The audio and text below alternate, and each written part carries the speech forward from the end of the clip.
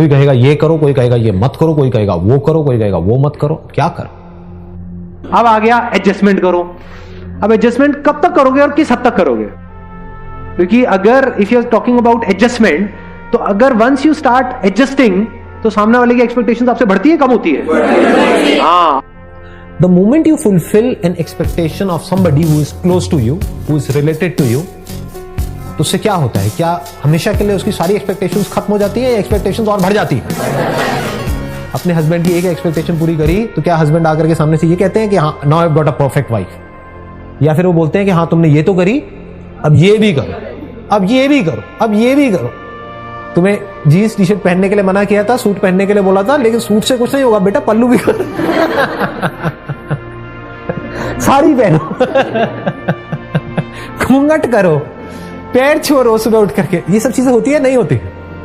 Relate कर पा रहे हो मैं क्या कह रहा हूं? तो क्या ये सोल्यूशन है? क्योंकि एक्सपेक्टेशंस का कोई अंत है। तो ये बात हमको बिल्कुल क्लियर हो जानी चाहिए। It is impossible to fulfil the expectations of everybody.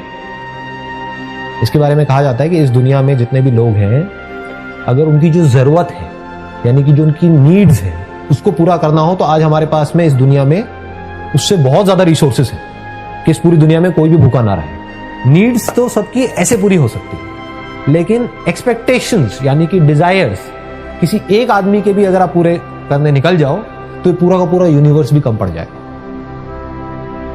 तो हम क्या देख सकते हैं कि सामने वाला जो बंदा जो भी हमसे एक्सपेक्ट कर रहा है, इज दैट अ नीड और हिज विश और डिजायर?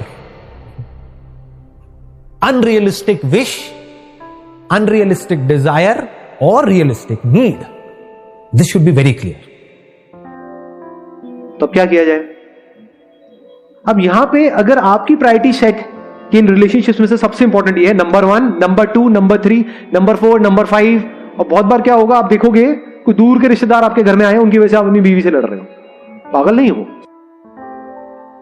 इस रिलेशनशिप को पूरी जिंदगी चलाने के लिए क्या क्या ऐसी क्वालिटीज है या क्या क्या ऐसी कंडीशंस है जहां पे मैं कोई कॉम्प्रोमाइज करने को तैयार नहीं? For example, extra marital affair, I will not compromise under any circumstances. It must be very clear. नहीं तो वो एडजस्टमेंट कहां तक जाएगी उसकी कोई लिमिट नहीं है जी। सामने वाला तो कहेगा एडजस्ट करो। And if you understand the definition of love as theoretically समझा, इसको प्रैक्टिकली नहीं समझा, आप कहोगे अच्छा हमको किसी से कोई एक्सपेक्टेशंस ही नहीं होनी चाहिए। इसका मतलब क्या है? तो वो ही करो जिसमें सामने वाले को खुशी मिलती है। तो उसको तो किसी भी चीज में खुशी मिल सकती है।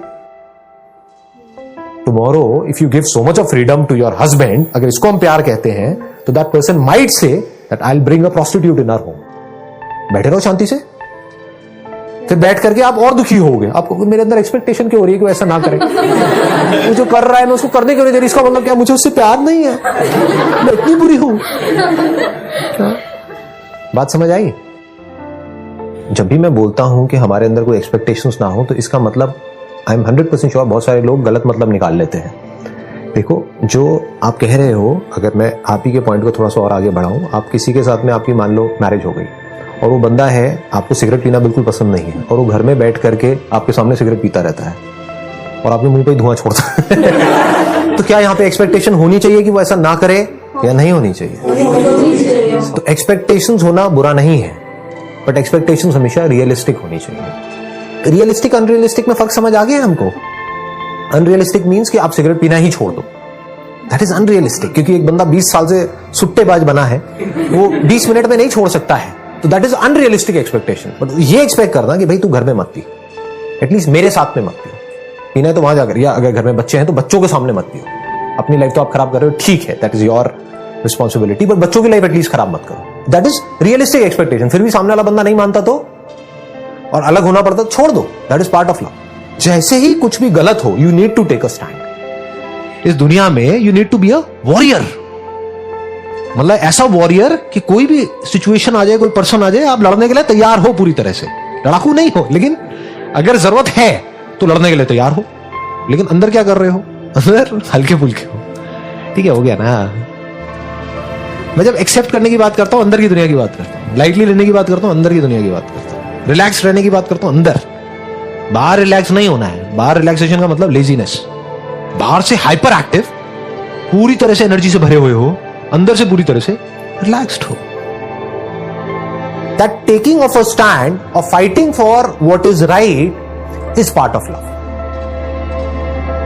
You must be very clear कि ये पहले नंबर पे है. इस रिलेशनशिप को अगर एंड तक चलाना है, ये आपने क्लियर सामने वाले को बताया हुआ है कि I will not be able to compromise on this. मान लो ट्रस्ट और दिस और दिस. मान लो तीसरे नंबर पे कोई है प्रॉब्लम. वो तीसरे नंबर पे क्या हो सकती है? बदतमीजी से बात करना. रिस्पेक्ट इंपॉर्टेंट है, लेकिन ट्रस्ट की जितनी नहीं है ना, क्योंकि वो तीसरे नंबर पे है. तो आपको पता है यहां पे कॉम्प्रोमाइज किया जा सकता है. जब दो लोग साथ में आते हैं रिलेशनशिप में, तो लड़ाई झगड़ा भी हो जाता है, कभी कभी बहुत ज्यादा भी हो जाता है. ये सब पार्ट ऑफ गेम है. ज्यादा वहां पे सेंटी नहीं होना है बैठ करके कि ऐसा कैसे बोल दिया तूने मुझे. अरे बोल दिया, वो भी भूल गया, तू भी भूल जा. समझे मैंने क्या बोला है? कि ऐसा तो नहीं है कोई सिचुएशन है जो तीसरे नंबर पे है, उसकी वजह से आप रिलेशनशिप को ही खत्म कर रहे हो. यू आर एब्सोल्युटली क्लियर कि जो तीन चीजें इस रिलेशनशिप को एंड तक ले जाने के लिए सबसे इंपॉर्टेंट है, वो तीनों क्वालिटीज इस बंदे के अंदर है. बाकी की चेंज की जा सकती है. It will take time. एक दिन में नहीं होगा. बिल्कुल ऐसा है जैसे किसी पौधे को बड़ा करना, उसकी केयर करनी पड़ेगी. इसी केयर को प्यार कहते हैं. हर वो काम करना होता है जो आप चाहते हो कि आपके साथ हो. सिंपल है. आपको क्या अच्छा लगता है? कोई आपकी तारीफ करे, आपकी कमियां निकालता है. अच्छा लगता है? नहीं लगता है. कोई आपकी कमियां आपको बताता है, आपको पता है खुद में आप में कितनी कमियां हैं. ऊपर से कोई सामने से बता दे तो गुस्सा नहीं आता है. बट यही नहीं होता है रिलेशनशिप्स में. क्यों होता है ऐसा? क्यों हम सामने वाले को उसकी कमियां बताते रहते हैं? क्योंकि हम उसकी कमियां देखते रहते हैं. अभी सुनने में कड़वा लगेगा.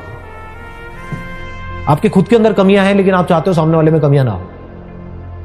तो जैसे जैसे हम अपने अंदर की दुनिया पे काम करते हैं, तो क्या होता है, पहले हमको नजर आता है कि हाँ, हमारे अंदर भी कितना कुछ बेकार है और कितना कुछ बढ़िया है. अभी वो आपको पता ही नहीं. आपको सामने वालों को तो सब कुछ पता है, अपना खुद का नहीं पता है. खुद गलती करते हो तो उसको डिफेंड करते हो. आप चाहते हो सामने वाला बंदा उसको भूल जाए. सामने वाला करता है तो उसको याद दिलाते हो जिंदगी भर के लिए. करते हो ये सब चीजें? नहीं करते हैं. फिर कैसे एक्सपेक्ट करते हो कि आपकी रिलेशनशिप अच्छी हो जाएगी? क्यों उसकी कमियां देखते रहते हैं? क्योंकि कभी हमने प्रायोरिटाइज किया ही नहीं कि इस रिलेशनशिप के लिए सबसे इंपॉर्टेंट क्या है. आपको यही नहीं पता है आपको सामने वाले से कितनी एक्सपेक्टेशंस है. आपको यही नहीं पता है आपको सामने वाले से चाहिए क्या है. तो अगर वो सब कुछ भी कर देगा तब भी आपके लिए कम पड़ जाए. तो कहते हैं एक्सपेक्टेशन नहीं होनी चाहिए. क्यों नहीं होनी चाहिए? होनी चाहिए, बट क्लियर होनी चाहिए. You must be clear. And once you are clear कि अब ये जो तीन चीजें हैं ये इस पर्सन के अंदर है, अब मरते दम तक चाहे कुछ भी हो जाए, दुनिया इधर की उधर हो जाए, हम अलग नहीं होने वाले. Not possible. जब अंदर से we are really thankful from the bottom of our heart. तारीफ खुल के क्यों नहीं करते हो? बुराई तो खुल के करते हो. याद रखो, अपने ऊपर रख करके देखो कि कोई कुछ अच्छा बोल देता है, कितने दिन तक याद रहता है? रहता है? नहीं रहता है. कई कई बार पूरी पूरी जिंदगी याद रह जाता है. हमें खुद भी नहीं पता होता है कि हाँ, हमारे अंदर ऐसा कुछ है, और अगर वो कोई बोल दे तो और अच्छा लगता है. I am not too sure आप में से कितने ऐसे लोग होंगे जो डेली अपने पेरेंट्स को हक करते हैं जाकर के, उनके साथ बैठ करके आराम से बात करते हैं, टाइम स्पेंड करते हैं. इससे इंपॉर्टेंट और कुछ नहीं है लाइफ में. क्योंकि अगर आपको ये नहीं पता आपके पेरेंट्स जो अभी इस एज में आपके लिए सब कुछ है, देखा जाए तो उनसे ज्यादा अपना कोई और है आपका इस दुनिया में? यस और नो? पक्का है ना? कोई डाउट तो नहीं है ना? हाँ, ये जो यार दोस्त होते हैं ना, वो मजे लेने के लिए होते हैं. ज्यादा सीरियस मत हो जाना यार दोस्तों को लेकर के, अफेयर को लेकर के. तो उसने कहा है कि मैं तेरे लिए सब कुछ करने को तैयार हूं. उसने 4 और को भी कहा है. आप अकेले नहीं हो. शमशान घाट में इतनी कॉमेडी है. आप में से गए हैं? कुछ लोग गए हैं वहां पर? इतनी कॉमेडी है, मैं बता रहा हूं, किसी कॉमेडी सीरियल में नहीं होगी.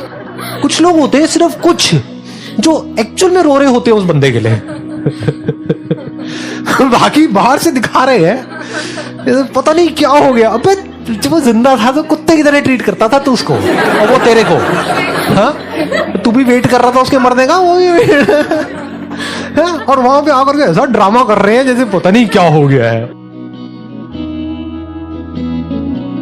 मोस्ट इंपॉर्टेंट क्या है लाइफ में?